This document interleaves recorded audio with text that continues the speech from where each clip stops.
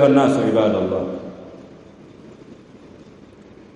Mwaka 1979 juzi, baadhi ya wazee walikuwepo.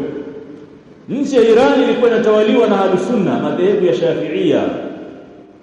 Bwana mmoja akiitwa Ruhullah al-Khomeini la'inullah, mshia, akapindua serikali ya Kiislamu, akasimamisha serikali ya Kishia ambayo iko madarakani mpaka hivi leo. Walioua katika maulama na viongozi wa Kiislamu, kwa sababu nchi ilikuwa inatawaliwa kifalme na Waislamu, ndugu zetu Ahlusunna.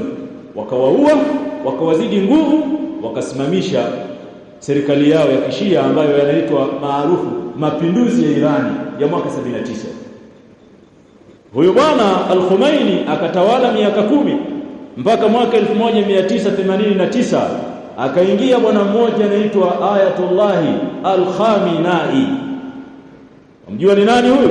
Ndio huyo aliyeuawa juzi na Mayahudi. Bwana huyu akashika kiti mwaka 89 baada ya mtangulizi wake Khomeini, akatawala takriban mpaka anauawa juzi, alitawala miaka 47.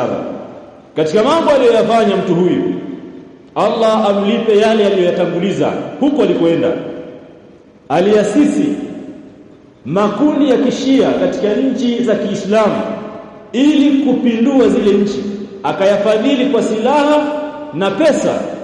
Na makundi yenyewe mfano wake ni Hizbullah ambalo liko Lebanoni, na linafahamika kazi iliyoifanya la kuidhoofisha serikali ya Lebanon, na wakaua Ahlusunna wengi sana. Lakini pia miongoni mwa makundi aliyoasisi katika nchi ya Yemen ni Mahuthi, na inafahamika kile walichokifanya mpaka wameigawa Yemen ya kusini na kaskazini, upande mmoja wakatawala wao kwa nguvu na mabavu na umwagaji damu. Muasisi wa makundi haya ni bwana huyu al-Khamenei.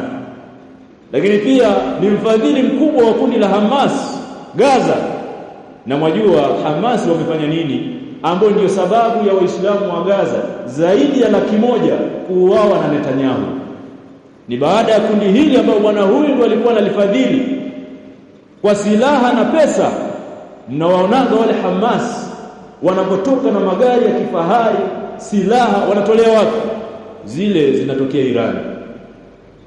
Mipango ikapangwa, wakawachokoza Mayahudi kwa makusudi, kwa mipango, ili Gaza ivamiwe. Gaza ikavamiwa, wao wakaua watu 1200 tu. Matokeo yake kwa uchokozi ule, Waislamu wa Gaza zaidi ya 100,000 wameuawa na Netanyahu. Huo ulikuwa ni mpango wa Irani na Mayahudi kupitia kundi lao la Hamas. Lakini pia kundi la Nusairia katika maeneo ya Iraq. Almuhimu, wanasema sitataja hapa kwa sababu hamtangaziwi. Nyinyi kazi yenu ni BBC, sijui nini, Al Jazeera na vyombo ya habari ya Kimarekani na Kiyahudi. Wale wanatangaza vitu wanavyovitaka dunia iamini kwa malengo yao binafsi. Ndio maana Waislamu wengi hawajui kweli. Bwana huyu al-Khamenei aliyeuawa juzi mpaka amefariki, ameua Waislamu kupitia makundi yake haya zaidi ya milioni 2. Waislamu wa Ahlusunna na wakimbizi kwenye hizi nchi zaidi ya milioni 20 waliokimbia nchi zao wa Ahlusunna. Netanyahu tangu aingie madarakani pale Israeli, huyu Myahudi ana miaka 30 hivi, ameingia mwaka 96.